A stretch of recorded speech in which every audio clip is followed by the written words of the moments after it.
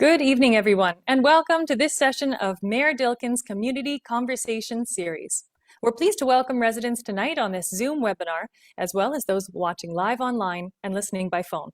I'm Dana Cavers, Community Engagement Projects and Projects Coordinator to Mayor Dilkins, and I'll be your moderator this evening.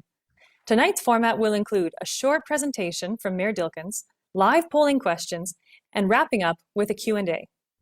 At any time during this session, Zoom participants are invited to use the Q&A button on the bottom of the screen to queue your question.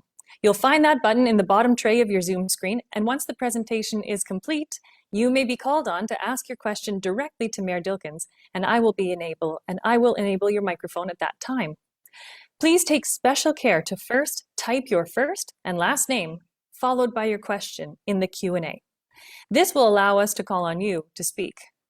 To maintain the quality and flow of tonight's session, anonymous questions will not be answered.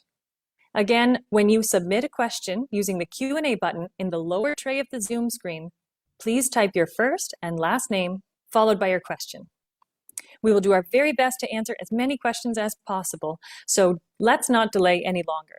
First, we're going to begin with a polling question to get an idea of where our Zoom participants are residing. Just a moment. On your screen, you will see our first question.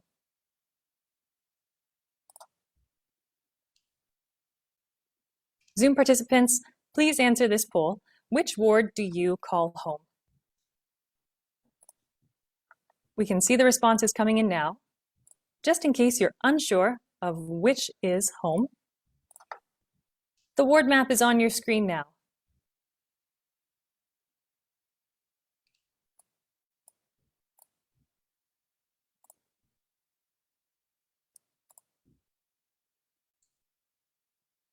Thanks, everyone. Looks like most are joining us from Ward 7 tonight.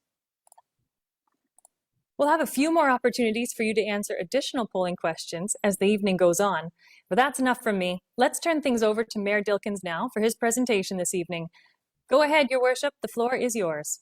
Well, thanks very much, Dana. Good evening, everyone. Really happy to be here with all of you, and for those who've taken the time to log in, thank you very much.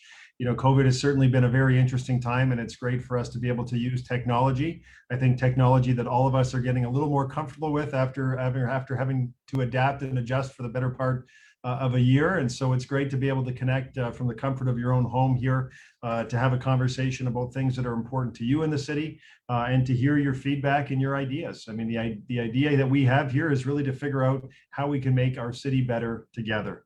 And so we're going to start with a short presentation, and then as we're going through the presentation, please feel free to ask questions.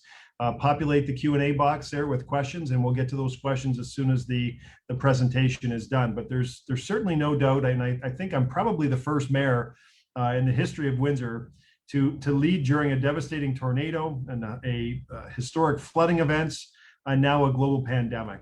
And there's no doubt that these trying times have proven that Windsor is an exceptionally compassionate and resilient community. You know, throughout the pandemic, I've been really inspired by how residents have come together in support of friends and neighbors, families and businesses. And I'm really proud of the decisive actions that City Council has taken to keep residents safe, as well as the dedicated work of administration to keep our city services available to you. You'll see on the next slide, we've put some pictures that just sort of captured 2020, which is certainly, you know, probably a year that most of us will not look back as one of the best in our lives, but it'll be one that we'll remember forever. And this just captured some of the events that we were at in 2020. And you see things going on at St. Clair College, the Unemployed Help Center, getting donations. We're trying to support folks in our long-term care homes who had to really do amazing work in the last year to keep folks safe and healthy in those homes. Out raising money for the Goodfellows. We had Black Lives Matter. And then, of course, all of the community events, most of them stopped, but a few still continued. And so there's a picture from the Ganesh Festival. You know, we're helping support the community and just keep spirits up as we work our way through this global pandemic together. On the next slide,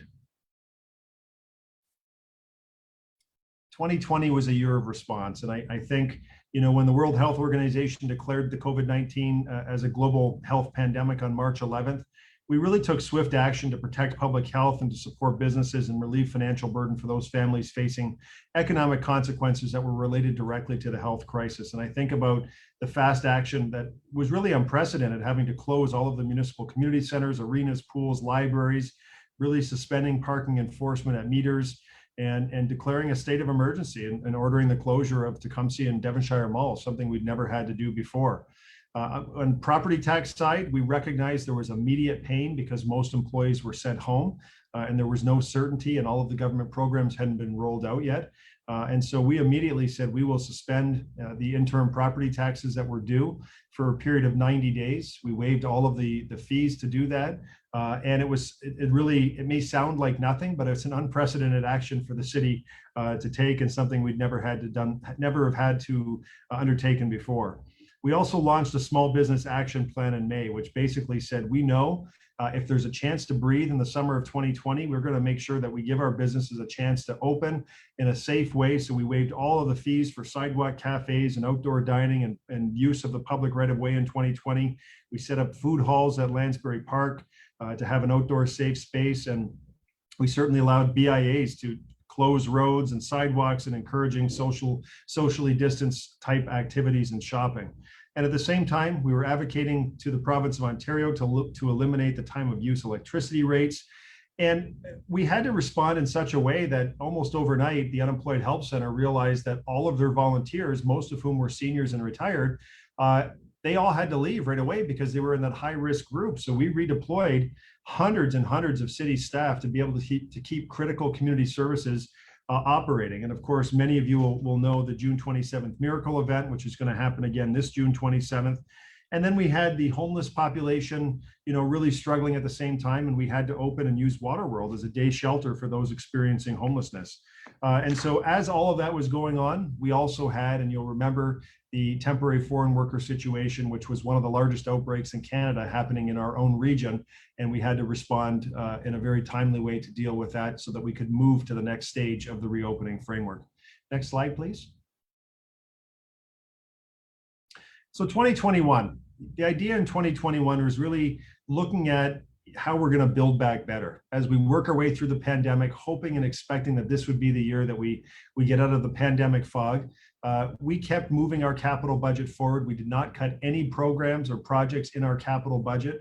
In fact, the capital budget includes $170 million for local infrastructure, with almost $21 million, a little more than $21 million going to Transit Windsor, almost $17.5 million for improving parks, playgrounds, and trails. You see on the screen $50 million to improve the sewer system and prevent basement flooding. And it's all part of the $1.6 billion local infrastructure plan that we have over the 10 years. And so we have responded in a very robust way without cutting our capital program at all. And at the same time, we have to look at our own expenses because all of the revenues have dried up. And so we have to look at our own expenses and make sure that we're managing your money well and running the business of the city well. And so this year, in 2021, we started off the year with a $38 million amount of unfunded costs directly attributed to the pandemic. And I'm happy to say we've cut that number in half so far, and we continue to work to whittle that number down, the goal being zero, hopefully by the end of this year, so that there is very little that we have to put towards filling the hole left by COVID-19. And so we're also working, of course, with the federal government and the provincial government, and Ontario announced $1 billion for municipalities in aid related to COVID-19. So we're going to make sure we continue to work with them. Because we have some exceptional circumstances here. It's unique for a city like ours to own our half of an international border crossing. Of course, all of the traffic, or the vast majority of traffic, dried up overnight, and it's only at about 5% of normal usage.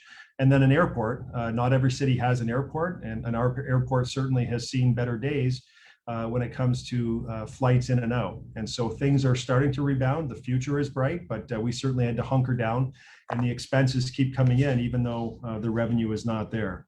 Next slide, please. So moving forward, we have done so many things, and I talked about the number of people that we redeployed, and we've really been working on our vaccination efforts, recognizing that getting vaccinated, getting people fully vaccinated is a pathway to get through COVID, to get back to the new normal, to have the border open, to move to the next stage in the Ontario reopening framework. And last year was sort of the summer of, flexibility. This is sort of the summer of recovery. We're trying to work with our businesses to make sure that we waive all of the fees, give them a fighting chance, because we recognize, living in a border city, that even last summer, when things were eased a bit and people were allowed to go outside and enjoy company with one another on an outdoor patio, that wasn't the same. The robust response was not the same in Windsor, because they didn't have the border traffic that is normally coming across. And so cities like ours and Niagara Falls didn't feel the robust return of money as other communities may have, simply because we had a closure of a big part of our business community, the population that serves our business community. And so we continue to work on projects, including the third phase of the Cabana Road, widening that road with sidewalks and bike lanes. You see what we're doing if you go from Provincial Avenue and you move westerly down Cabana Road. You see what we've done all the way to Dougal. The work is underway today to continue to move that westerly. And we have an 8-year plan that will see Cabana Road fully reconstructed as we move forward. And it's certainly long overdue. That road hasn't changed since at least 1966, when that part of the Sandwich Southlands were amalgamated into the city of Windsor. So we continue to make improvements, and we continue to build not just roads, but also in our parks and our facilities. We just made an announcement at Gary Dougal Park and Forest Glade Park itself, or Gary Dougal Park on Drouillard rather, Forest Glade Park itself. We're building pickleball courts, renovating the tennis courts there as well. We've just put in a splash pad. And at Sandpoint Beach, many of you have heard in the last couple of weeks, we're going to accelerate the environmental assessment that is required for us to undertake the relocation of the beach, the actual part that enters the water, towards the eastern side of that property, closer to the Stop 26 area. Next slide, please, Dana. So you've heard a little bit about Windsor Works, and this was a 6-month effort where we hired a team from the United Kingdom, people who have never been to the city of Windsor. And it was by design that we wanted them to look at our area and apply sort of fresh eyes, and not come with any preconceived notions, and do a rigorous analysis of where we are at from their perspective, undertaking not just academic research about what other cities have done to turn their economies around, cities like Pittsburgh, cities like Manchester, and others throughout the world, but also to look at our geography, look at our connections with Detroit, look at our connections up to Toronto, look at our history in terms of automotive success and tool, die, and mold, and figure out how we can adjust and adapt and pivot to make sure that our area is, we have enough shock absorber, let's say, built into our area, so that in the event that there were any future issues with the economy or downturns in the economy, that we are more resilient as a community. And people don't have to leave here to seek employment like you saw happen back in the Great Recession. And so this strategy, which was unanimously approved by City Council, is really the roadmap for our future. And it focuses on 4 key areas. And it's called the LIFT strategy. LIFT, L is for location, I for infrastructure, future economy is F, and T is for talent. And we know, we know from talking to our employers, and I know Michelle Suchu, I saw you log in here, and from your time at Workforce Windsor Essex, you certainly would appreciate that. But any business owner would also appreciate that this is today a war on talent. That's what every business is fighting for, is good talent. And that really became very clear in the exercise we undertook with the city of Detroit and the Amazon HQ2 bid. And Amazon really didn't care about how much money you gave them in an incentive. They didn't really care about all of the things that some cities were focusing on. They knew that this was a war on talent, and they were trying to find the place that had the best talent. And so our one campus, 2 country concept was very interesting and very unique. And although we weren't successful in that particular project, it really refocused the energy in terms of economic development here. And the only direction that I gave to the team before they started this work, is that whatever comes out of this plan, it must be academic centered. There must be a strong connection to the college and the university, making sure that we are linked tightly with them, so that we can then link with the business community and make sure that once folks are graduating from those institutions, that they have pathways for careers here in our area, that they don't feel like they have to move to Toronto to find a job. And so you'll see the other areas. Location is obvious. That really means looking more closely to Detroit for opportunities in Michigan, as opposed to up the 401 to Toronto and other areas in Ontario, which is what we've generally done. And then future economy is everyone knows we are the automotive capital of Canada. You know that, you know Detroit is, you know the tight integration in the supply chains and the family, nature of our economy here and our relationship to Detroit, families, strong family connections on each side of the border. We know that. And so the question really was, how do we use and pivot from what we're really good at and expand that to make sure that we're looking forward and not just hoping that the automotive industry is going to be generous to the city of Windsor and keep a plant here. And so it talks about a transition from being the automotive capital of Canada to the automobility capital of Canada. And that's a really important piece when you start looking at the elements that fit under automobility, which is not just pure automotive manufacturing. That is still important, but it's also looking at the inputs, which are much more, in any car now, there are more lines of code, millions of lines of code. They're basically computers on wheels. And so how do we make sure we're really tapping into the future economy and the portion that is sort of high tech there, so that we, again, are using what our strength is to put a better shock absorber into our long-term future here in the city of Windsor. Next slide, please, Dana. Really excited about this, the new hospital system, a project that has been talked about since 2012. We continue to work very diligently on it, and we worked very hard this year to get the provincial government to support almost $10 million that we need to move to the next stage in this project. It was amazing to hear the Minister of Finance actually mention this project specifically in his budget. The project is featured in the actual budget document, and so it now moves from if it ever gets built to when it gets built. And the impact of this hospital, besides going through a pandemic and realizing that our hospital infrastructure here is quite antiquated and that we need to do better, there's also a huge economic impact from a $2 billion project happening in our community. And I have said many times that with the bridge project underway, the largest infrastructure project in Canada at the moment, with that project underway and trying to get this hospital project lined up to start somewhere when the bridge project is just ending, it is an incredible decade in front of us just with these public sector projects. And then you add in the amazing growth that we are seeing, both in terms of population growth and development growth in the city, the private sector side. It is really shaping up to be a strong decade or more of prosperity in the city of Windsor. And we want to make sure we take advantage of every opportunity that is put in front of us. Next slide, please, Dana.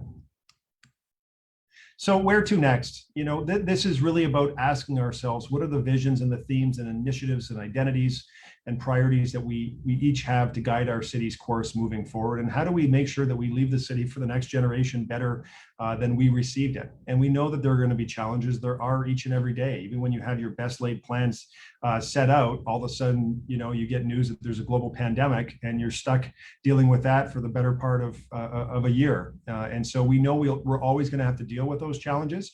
But as we get out of this particularly difficult challenge, how do we work together to make sure that we can build back better, that our city is stronger, it's more resilient, and able to just be a great place, continue to be a great place to live, to work, to play, to raise a family, to get a job.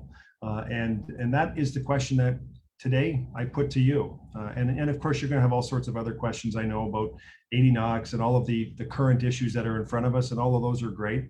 But I'd love a conversation about what you think the best ideas are to help advance the interests of the city, and together really thinking about how we can move forward together and build our city to be, the best city in the province of Ontario. I already think it is, but how do we make sure we keep it that way and we put all of the elements in place that are going to keep us strong and help us to build back better?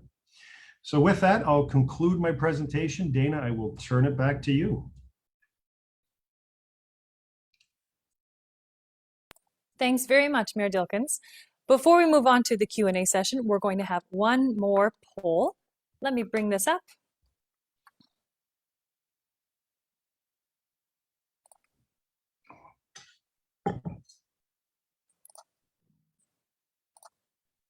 Now, for our second poll, the question is, how much do you agree with the following statement?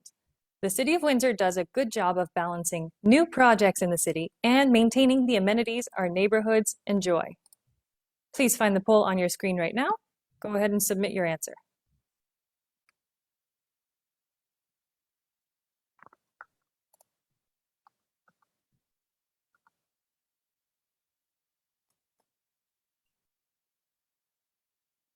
Still waiting on a few answers. Please take a moment now and see on your screen a chance to answer the polling question. Great.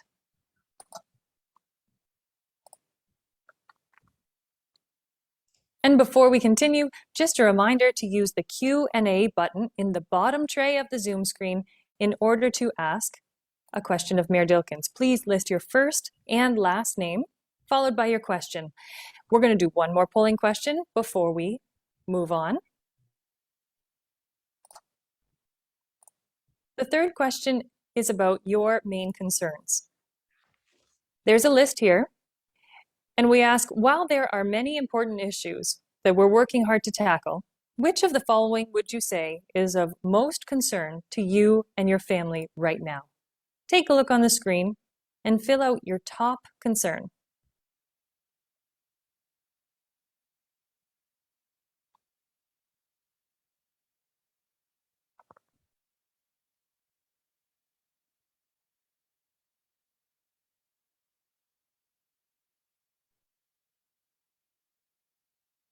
Just a few more seconds.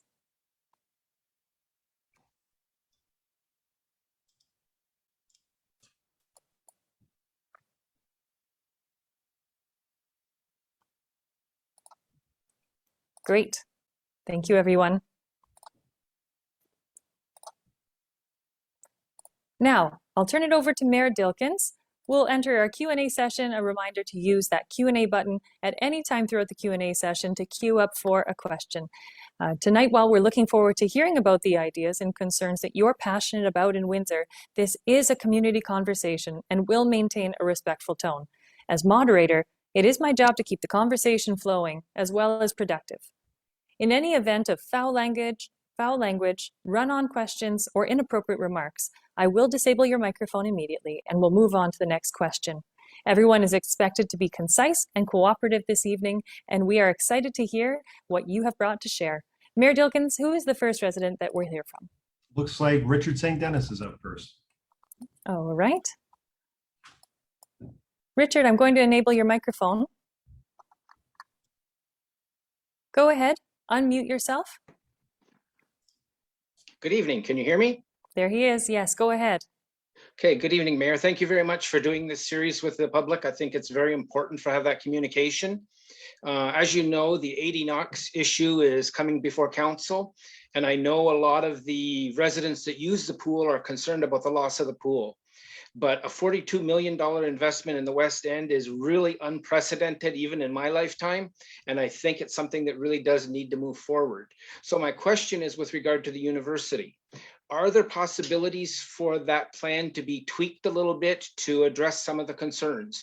For example, transportation was an issue. So is it possible for us to realign Transit Windsor routes so that they will be able to get people from 80 Knox directly to the pool?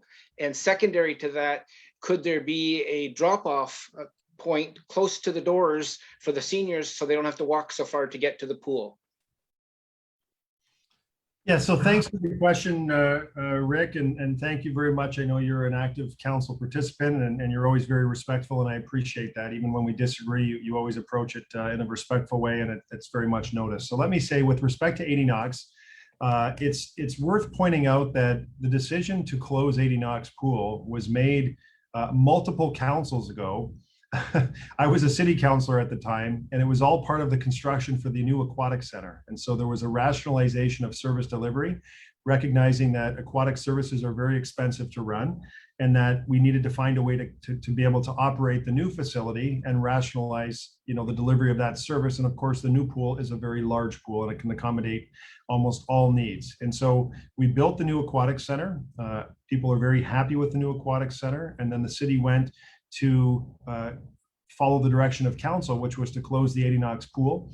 And there was a group of folks who came out saying, hey, we don't want the pool to be closed. We think it's important to leave it open. So city council voted to leave 80 Knox pool open. And so at the time, the university was not considering constructing a new facility that was nowhere along the path to being accomplished. And so what changed is in 2019, the university was able to move forward and get approval from their student union, and they were going to include a brand new 25-meter pool inside of their new building. Now, note that the 80 Knox Center, the 80 Knox pool, is in Ward 2 in the city's west side, and the new pool being constructed by the university is also in Ward 2 on the city's west side. And so what council said is go talk to the university and see if there's a pathway for them to address the concerns and to offer programming at their pool. And council was a little concerned. I mean, they weren't entirely sold on it. They wanted to make sure. They didn't really believe that it could be done. And so then COVID hit and it delayed the conversation with the city. But as we sort of were able to breathe a little bit, the administration of the city then set up the meetings with the new administration at the University of Windsor, and they worked through the different issues. And there were three primary issues that the Friends of 80 Knox had raised in their concerns to us about moving the pool. One was related to the price of parking, and they didn't want to pay university fees for parking. So we negotiated with the university, and they are offering free parking to our users at the pool. People were concerned about the price. Would the university charge more than the city charges for the use of the pool? People didn't want to pay more than what they pay at the City of Windsor. We negotiated with the university. The price to use the university pool is the same price you would pay to use 80 Knox. And the final primary issue that was raised was with respect to the temperature of the water. And so folks are comfortable in a certain temperature of water when they're doing aqua fitness and undertaking different aquatic activities. And so we worked with the university, and they were able to get the temperature, I think, within 1 degree of what was requested. Maybe the Friends requested 84 degrees and the university could get it to 83 degrees. And so they basically met all of the major requirements that were brought forward as concerns by the Friends of 80 Knox.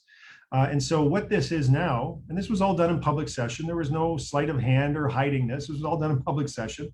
So what you have coming forward to City Council now is that direction of council is coming back. We did negotiate with the university, and administration here needs to report back to council on the outcome of that. How this is changing to be even more positive is that we had no idea that this was coming, but earlier this year, just a couple of months ago, in fact, the federal government announced a Green Fund building initiative, which provides up to $13.5 million for developments, community developments in certain areas, and it's well defined in the rules. And so what it allows us to do is actually apply for funding to be able to renovate 80 Knox. If the pool is moved out, we can renovate 80 Knox and turn it into a full community center. And so it's not just federal money and then the city doesn't put anything in. We would get at the maximum $13.5 million from the federal government. We would be required to contribute $29 million. That's how it becomes a $42 million project. And for perspective, the construction of City Hall entirely was about $30 million. Building the WFSU Arena was $70 million. Building the Aquatic Center was $78 million. So Richard, you're right to say this is a massive investment in the west side of the city, turning an old pool built in the 1970s, moving that aquatic services to a brand new pool, addressing all the major concerns of the users in another pool in the same ward, and converting that building into something spectacular, including outdoor splash pad, pickleball courts, basketball courts, indoor basketball, a full community center, walking track and everything. And so I'm really excited about it. I think this tracked its way in sort of a normal course to City Council. It certainly didn't just show up one day. And I think those who are astute City Council watchers like you, Richard, you know that we approved a recreation master plan. And in the recreation master plan, it called for improvements just like the ones we're proposing to make at 80 Knox. And so what I've read now is some in the community are trying to say that we may not be committed to this, that somehow we're going to do a sleight of hand and try and pull a fast one here and get rid of the pool, and then we're just going to abandon 80 Knox.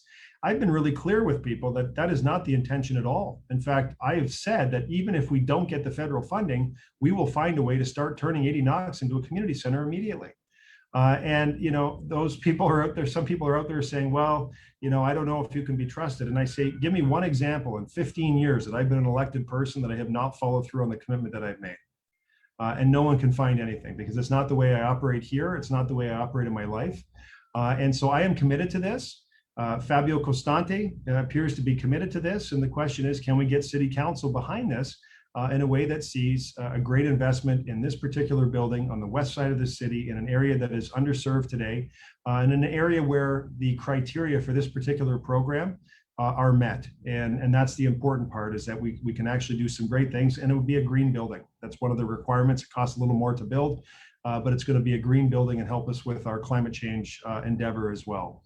And so I know we won't hit the mark with every issue. I mean, some people have pulled out that they don't like the move to the university because there won't be full-length lockers in the men's change room. And we can get into these micro issues that become, distracting in the overall goal, because we have hit the primary issues. And to the extent that we can deal with some of the other issues, Richard, like you mentioned, we're willing to do it, provided it's practical. It just has to be practical. And I'm just a guy that's always fair and reasonable. If there's a practical solution to address these concerns, we're willing to have a serious conversation and figure out how we can make it happen.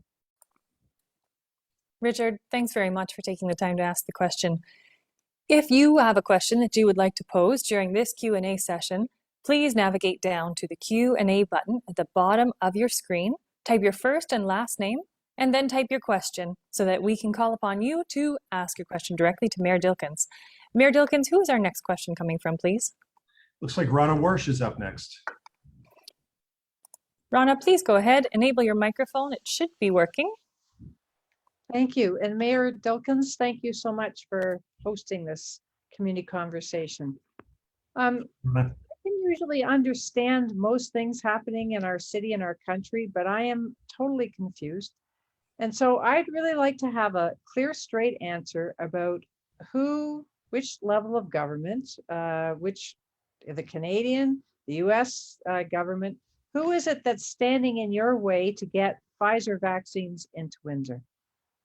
Well, thank you for that direct question. And the answer quite simply is our federal government here. And so, listen, this is really interesting. The way that this whole issue sort of unraveled is very, very interesting. And let me tell you that this was not me searching for an issue. In fact, this was some of the 1,200 people that live in the city of Windsor and in the county of Essex who cross the border to work in healthcare each and every day, who understand what the situation is like on the ground here in terms of vaccine administration and the lack of supply that we have. And they see, because they work as pharmacists, physicians, and nurses in Detroit, they see what it's like over there each and every day. And so the first call I received, Rana, was from a Windsorite who's a pharmacist at a Costco in Livonia, Michigan. And she said to me, Drew, I don't know her. I have never met these people. None of the people who called me, I have ever met in my life. And so she called me and she says, I just have to call you because I know we are really behind in Windsor in terms of our full vaccination efforts. I am throwing doses in the garbage. I draw a dose if a customer comes up, I administer the vaccine. There are 5 more doses in the vial and it expires in 5 hours. I've thrown 12 vials away this week alone. We go to the front door of the Costco, encourage people to take it.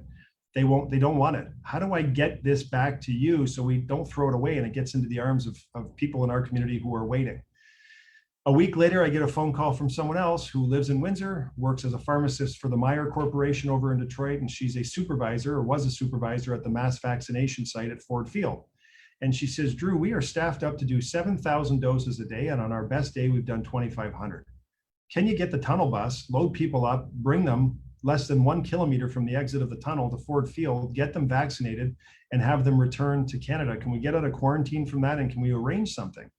And they're all people who just wanted to help their friends, family, and neighbors.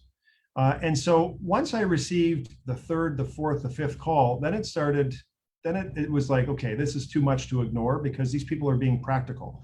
And I started exploring the options of getting a bus, because we run the only authorized United States, Canada international transit service.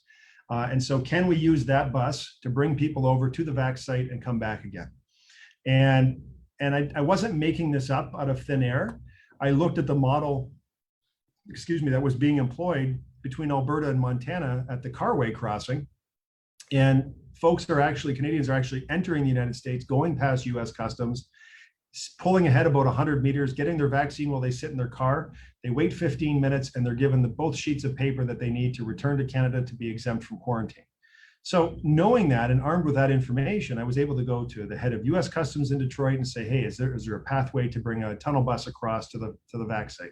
No, we can't do that. Okay, what about not going through customs? Can we set something up on the plaza of the Ambassador Bridge or the plaza of the tunnel?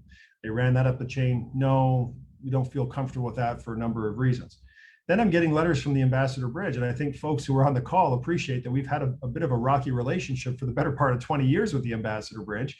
And so for them to reach out in writing saying, we want to help you, we have a shared goal here to get this border open and get the economies going. How can we help? They started chasing this up the flagpole. And so this is all of the backstory, Rana, to get to the answer to your question, which is there are all sorts of pieces of misinformation that are being put out there.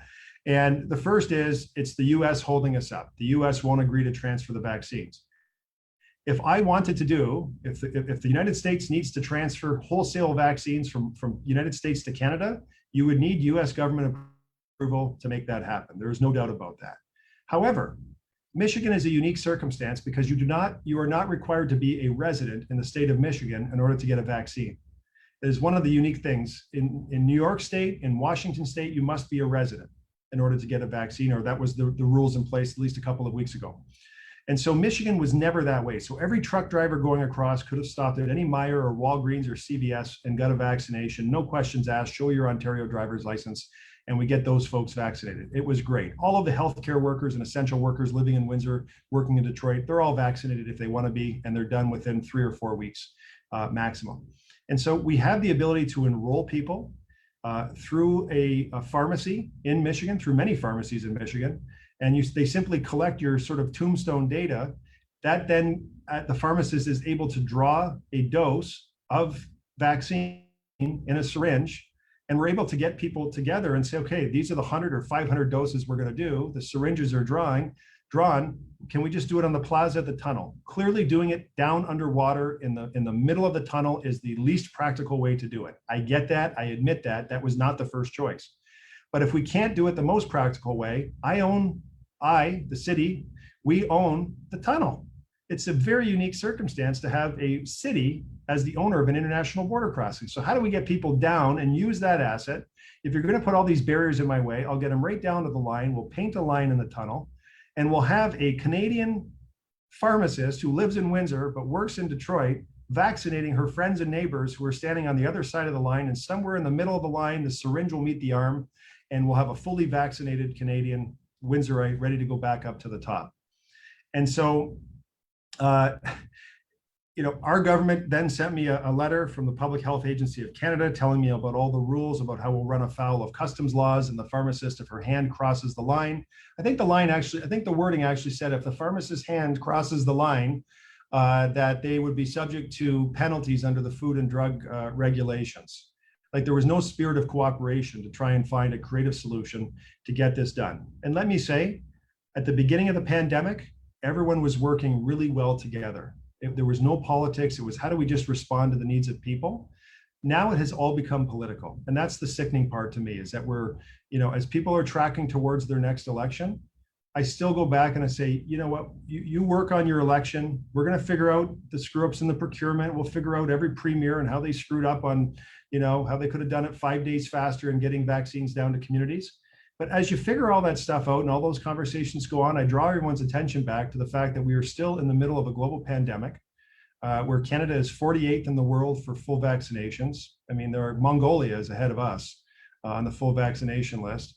And we're in the middle of a pandemic. Every province in this country has a declared state of emergency, and probably every city, including ours, in every province has a declared state of emergency.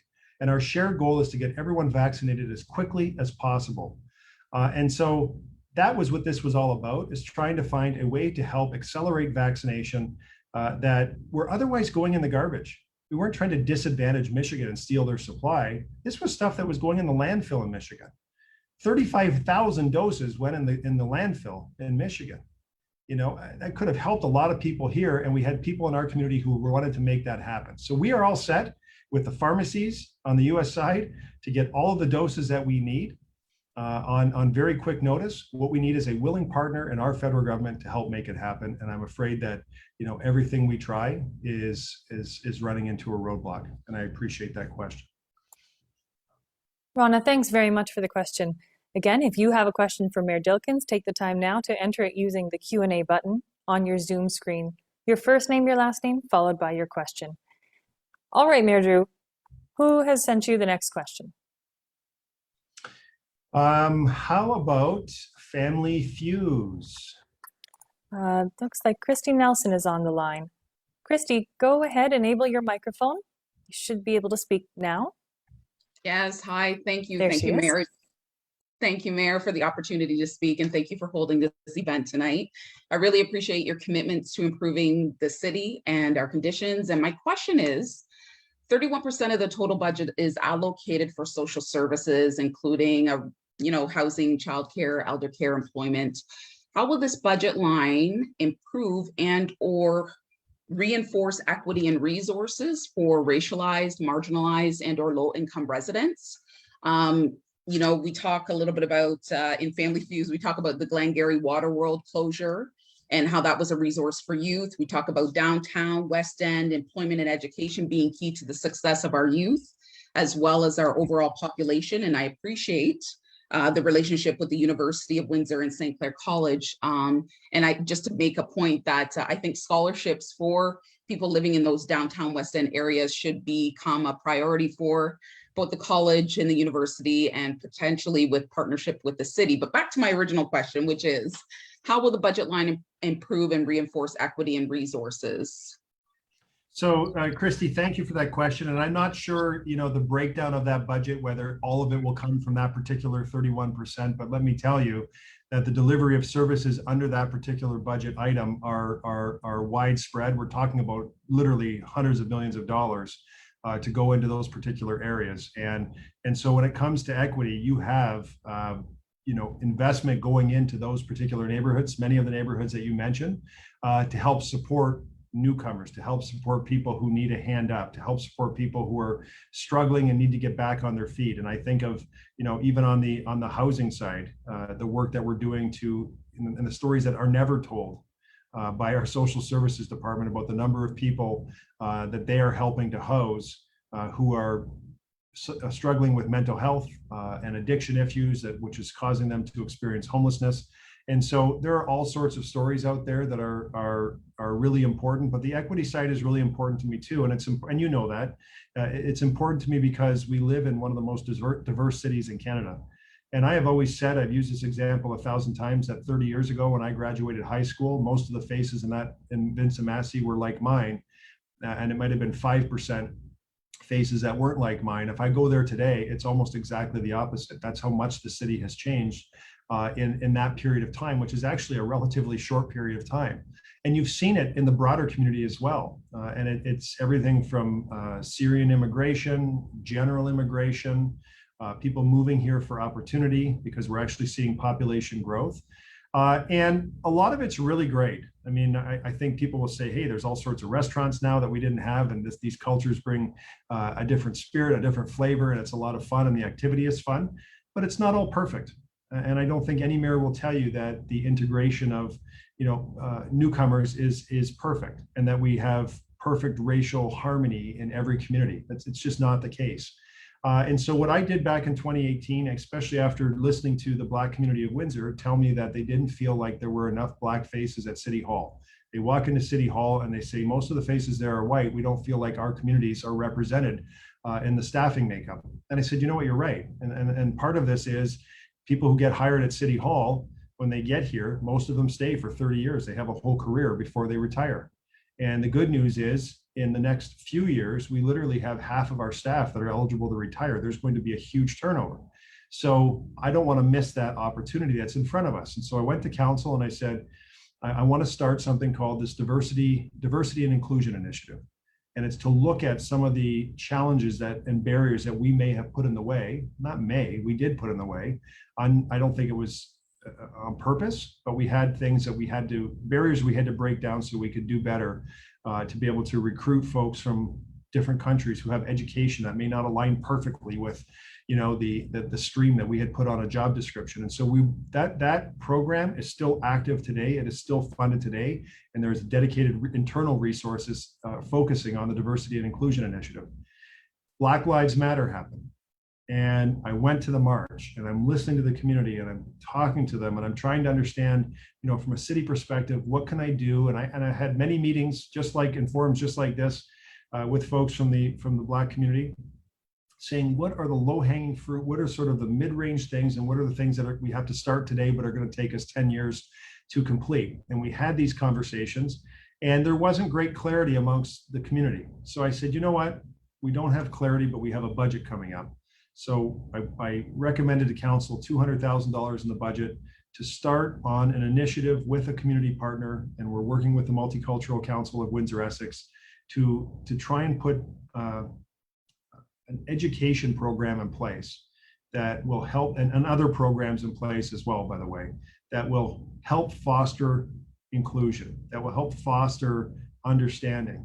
And I go back to even the event that happened in the city of London just a week or so ago with a family that was killed because they were Muslim, that there's a lot of work to do. And I said at the dua at the mosque that could have been here. That hate knows no bounds. That could have been here. It just happened to be 2 hours away up in London.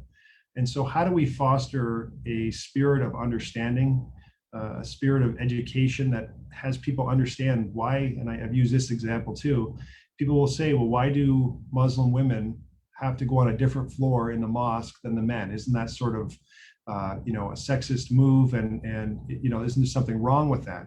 And if you don't understand why, you may think that. But if you ask the question, you understand, then you can develop an appreciation and a respect for that culture, for that religion. And from that respect, I think we lessen the chances for the bad things that we saw in London happen here, for the bad things we saw happen with the George Floyds happen here, and go around the world with different terrible events that are in somehow race or religion related. And so that's the pathway we're started on. 200,000 is a starting point. I think there'll be more money that needs to be spent over the coming years. But that will get us, that will kick it off in a way that I think we can then build on. And I think by using the partner at the Multicultural Council, there are people who've been here, an organization that's been here is embedded in the organization for about 50 years. And I think we're on a pathway to start something that at the end of the day will move the needle and make the community stronger. Christy, thank you very much for that question. Before we move on, I definitely noticed some hesitation with the last poll that we had. There were so many choices for you to have a chance to express your main concern. So we're going to throw it up once more. This is going to be your main concern in Windsor currently. Forgive me, the same list, but please list your second greatest concern. Let us have an idea of how we're ranking things that are most on our minds right now. Take a look at your screen and take a moment. You'll have seen these answers before, but this time please choose your second greatest concern.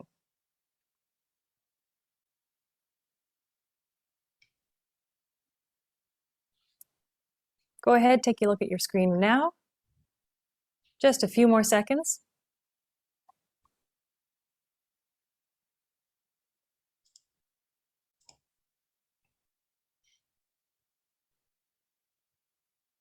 Okay, blend it there. That's neighborhood revitalization. Thanks, everyone. Now, Mayor Dilkens, who is our next question from? How about Kenny G? Kenny G. Let me see, here he is. There we go. Kenny, please go ahead, enable your microphone. Hello, Mayor Dickens, can you hear me? I can hear you, Kenny. How are you? I'm good. You're looking good anyway. And thank you so much for putting this up. Very interesting. I thought, let me come in and listen to you to see what you have to say to help our city. Anyways, my first question, I think you answered before, like, when do you think the border will be open?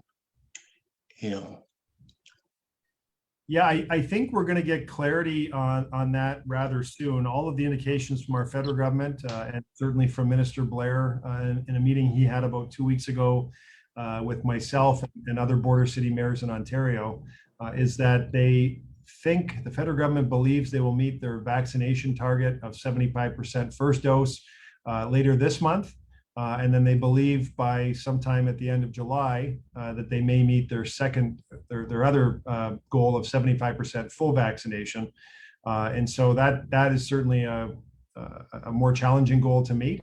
But they've indicated, and it's been sort of, I think, intentionally vague, that they're talking about in early July. And the most recent information we have is they hope to have more details available on Monday of next week. And so, I don't know whether this will be coordinated with the US. Of course, the agreement that's in place today for the closure of the border only to essential travel expires on June 21st.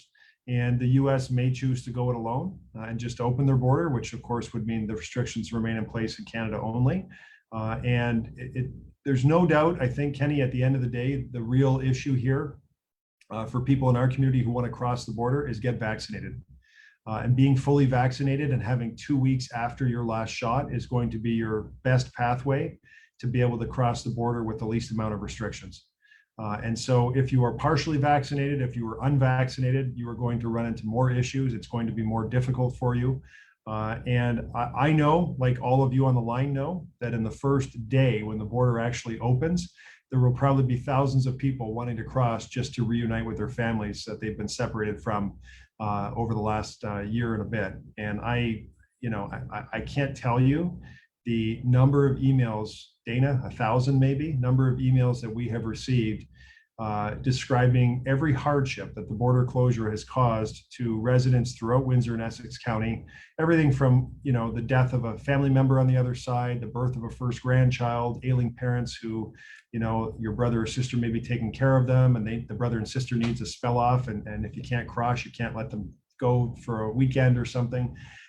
Every hardship you can think of, we have heard about. I'd be surprised if there's anything new that I haven't heard about with this border closure. So I know on the first day, thousands of people are going to want to reunite. There's probably a couple thousand who need to get to Detroit mailbox to pick up their eBay packages that have been waiting for a year. And then there'll be a whole host of other reasons that people need to cross, but get vaccinated because that will be your pathway. And I expect that, before June 21st, Kenny, we're going to have some clarity on what this looks like moving forward. Thanks very much, Kenny. We have time for one more question. We're already nearing 8 o'clock. Mayor Drew, who was the next question that came in from? How about Brian Harrison? Brian Harrison. Go ahead, Brian. Enable your microphone. Thank you, Mayor Dilkens. Hopefully you can all hear me. Yeah. Appreciate these conversations and all your efforts. So as we know, our city has something like over 5,000 people waiting for affordable housing, and some are chronically homeless. And I know that's a concern for City Hall. Could you maybe just speak to plans going forward to help address this? Yeah, Brian, this is an issue that we have been on for a number of years. And clearly, I think everyone appreciates that as the price of real estate rises, that puts more pressure on the rental market in terms of rising prices in the rental market. But also makes it more, or I should say less affordable for people who are trying to enter the market to find an affordable home, people like Dana and her husband. And so, it's a tough situation. And I can tell you, if you drive down Meadowbrook today on the city's east side, you will see the construction happening of a $50+ million affordable housing project that is $50 million to build about 145 units. It is extremely expensive to build this, and I can tell you that this city council is the first one in 30 years to make a commitment in affordable housing. And so we've put our money where our mouth is. Our cost on the city side was, I think, $12 or $13 million. The rest of it leveraged CMHC loans and some forgivable grants. And then there are obviously it's some rent geared to income as well. So there are some revenues that will help offset the mortgage on that property as well over a number of years. And we're not done with that. That will be, the first of other projects that we will get involved with. They may not all, I suspect they won't all take that form simply because of the cost. And we're trying to explore what we can do with private sector developers as well to embed affordable housing projects within different developments that are happening.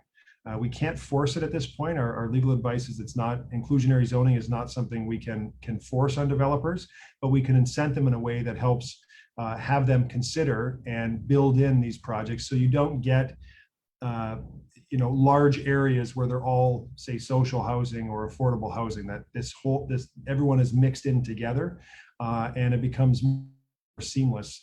I don't think anyone wants to replicate the way that we used to do this. There's a better way to do it. We're learning from other communities. And we want to do that. And I should tell you before we're done here, Brian, is that the city also approved, and it got very little fanfare. We approved, it actually went on the consent agenda. That's how agreeable City Council was to this. $170 million repair and renewal of our existing stock. And so all of our existing rental units and our social housing and affordable units that we have, there will not be a single unit that is not touched in the CHC portfolio, $170 million. And it will take, I think, 8 or 9 years for us to fully execute that, simply because of the order of magnitude of that number. And again, that investment on our side also leverages significant investments that are available from other levels of government. And so we have never missed an opportunity anytime to have extra dollars be matched. We're certainly not going to miss it here. And because of the policies at the federal level and the province coming along as well, we're able to put our money on the table and really make a big dent in something that for a long time has taken a back seat. And so I'm happy to see that happening, and we've certainly made big investments, and there's more to do. And if we can get more supply online, and I think you're going to see big developments, Brian, happen south of the airport, even probably starting next year. Things will come together very quickly. We're talking thousands of homes. We'll be in a different position, I think, to be able to work with the development community on a way that is more affordable long-term, but starts embedding affordable housing into full development subdivisions that you're going to see happen. Brian, thanks very much for that question. And thank you to all participants who joined us today in the Zoom webinar, as well as live on Facebook, and anyone watching the recording of this presentation.